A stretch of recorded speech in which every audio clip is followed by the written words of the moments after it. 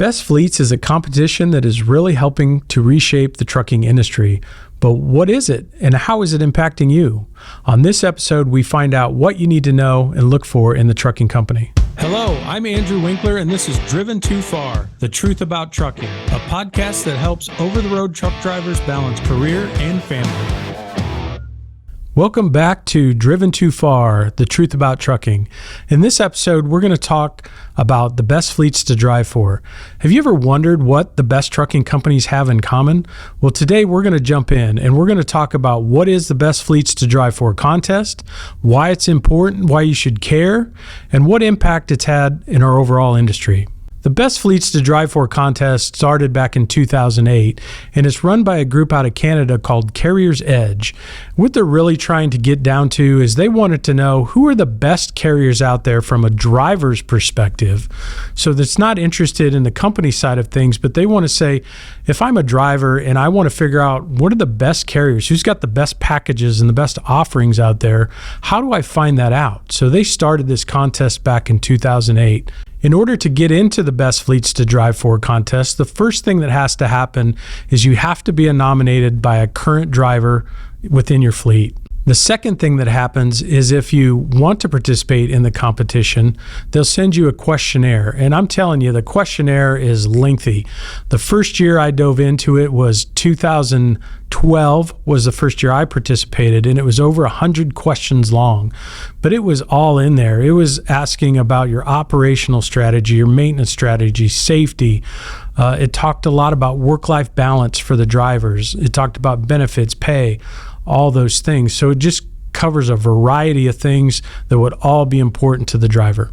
The next thing that happens is an executive conference call with the management team at the carrier. They're there to go over your survey questions, all 100 of them, and if there's anything that's unclear or they would like to clean up a little bit, clear up your responses, that's their opportunity to do that. And the conference call itself can be up to 90 minutes long. The fourth and final phase of the process is actually a validation survey that goes out to the drivers. So depending how big your fleet is, they want to send a survey out to some of your drivers, typically about 25% of them, and they want to make sure that you're doing all the things that you say you're doing within your company. Once those validation surveys come back by the end of the year, then they pull everything together, they score it, and out of all the companies that participated in it, they're out to name the top 20 best fleets to drive for on an annual basis. And they typically announce the winners of that at the annual Truckload Carriers Association Spring Conference. They usually break up the 20 carriers that make the list into 10 small and 10 large, and then they name an overall top carrier for each of the categories. Top overall small carrier, top overall large carrier for the year. So now that you know what the Best Fleets to Drive For contest is and what it's trying to do, let's talk about why it's important and why you should care about it. If I was a driver in the industry and I was aware of the Best Fleets to Drive For contest, maybe I'm out there looking for a new carrier to drive for. If that's what I was doing, the first thing I would do would be go to the Best Fleets to Drive For website, and I'd look at a list of the names of the carriers that have made that top 20 list year over year, because those are the carriers that are focused on building driver-centric organizations and driver-centric cultures. The Best Fleets contest itself has had a dramatic impact on our industry. And when I think about even my first year in 2012 being involved in it and what has transitioned since then and where we're at today, it's really pushed our industry forward when it comes to rethinking about how we treat truck drivers, how we create programs for drivers, and the outcomes that they want. The old days are gone in trucking, and if you think you can run a truck line and mistreat drivers and not give them home time, not give them fair pay or pay them for everything that they're doing, you're mistaken. Those days are long gone.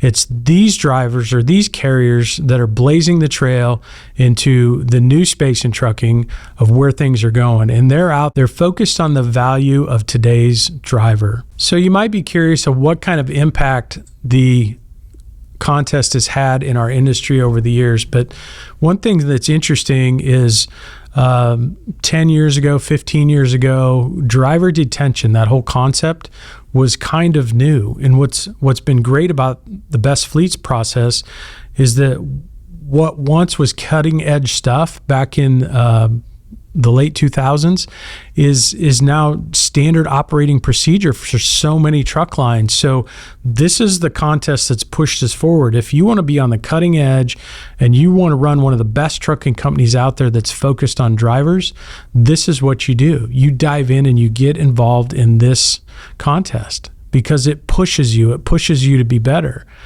And the one thing I learned after being in it year over year is that it's not just enough to put your best foot forward this year and think that you can set it on cruise control. That's not going to happen.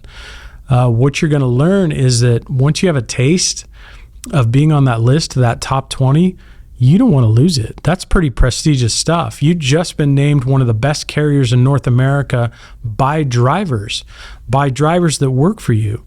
So you certainly don't want to lose that. And what that does is it really pushes you to innovate and push even further the next year. It's like, okay, we made the list 1 year. I don't want to fall off this list. So what am I going to do? How am I going to stay on this list? Well, I can't just kick back and think the same answers that I gave last year are going to get me on the list again, because I've got all these competitors nipping at my heels too. Now they're chasing me. We're sitting at the top of the mountain. We're at the pinnacle there, and they all want to knock us off. So they're being innovative. So you've always got to think about how I can be one step ahead of the competition. What can I bring to the drivers they've never seen before? How can I make their lives easier? How can I make their families' lives easier? What kind of technology could I embrace to help them along? One of the things that I know has come just in the last couple years is like a guaranteed pay program. So you think back 10 years ago, that concept didn't even exist. But today, one of the demands of today's driver is they want to know that there's going to be a consistent paycheck dropped in their bank account every Friday. Well, how do you get that? There's so many ups and downs in trucking. How do you really control that? And it takes somebody to look at that and say, hey, we could come up with a minimum base wage for a driver. We could guarantee them to them every week that that's the bare minimum they're going to make, and then let them earn over and above that. We've had carriers that have even done salary type programs. So the base pay is the same every Friday, and it's just a guarantee. So the nice thing is that when the driver does go home for that scheduled home time or those holidays or whatever it might be, they're still getting a consistent paycheck 52 weeks a year. Those things have come along in our industry because of the Best Fleets contest. I know in our particular company, to be competitive, we had to move from a 90-day benefit period up to a 30-day benefit period. And I'm not saying that's the only reason that our company made the change, but we certainly saw that in a pattern of the Best Fleets. So after every year, we go back and look at the scores, and I want to know what my competitors are doing. How did they get on the list, and what have they done that I'm not doing yet? The Best Fleets contest also drives peer recognition programs. When you think about ways we recognize driver and their efforts, maybe advisory boards within your company. So that's something fairly new at ours in the last few years. It gives the drivers a voice instead of management making all the decisions on things, whether it's truck specs, equipment, technology that we bring on board. Why not get the voice of the driver involved? Let them give us their opinion on what they like, what they don't like, and what they would like to see. So that's the advantage of bringing on a driver advisory board. I think the technology is, it's really expanded here in the last few years. I can think about new ways we're onboarding drivers from orientation because of technology.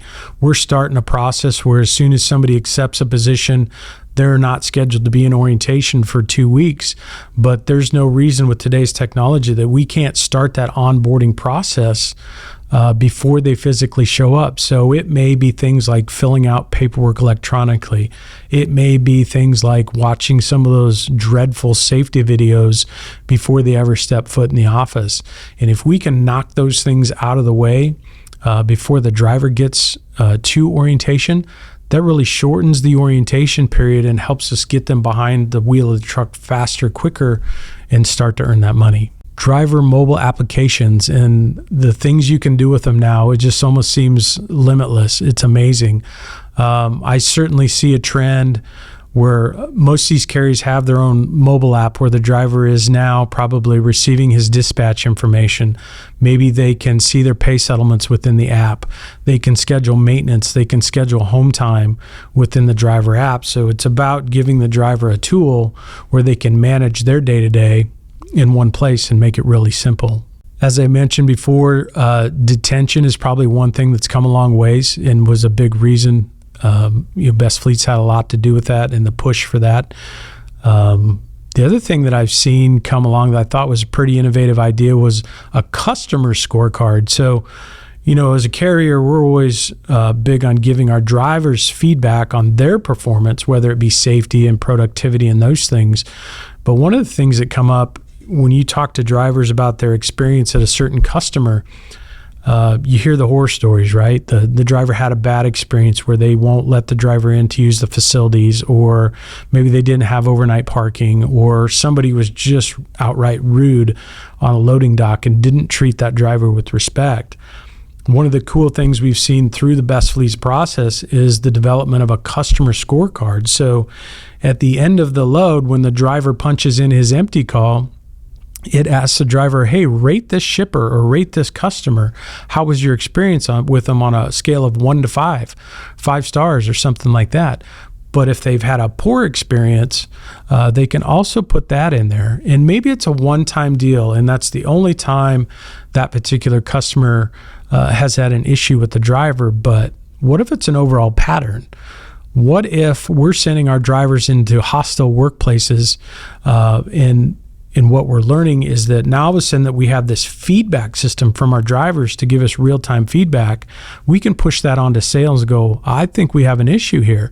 We've gotten several reports from the last 10 drivers that have been into this location, and all of a sudden they're not taking care of our drivers or they're not treating them well. Well, that's probably a customer we need to replace.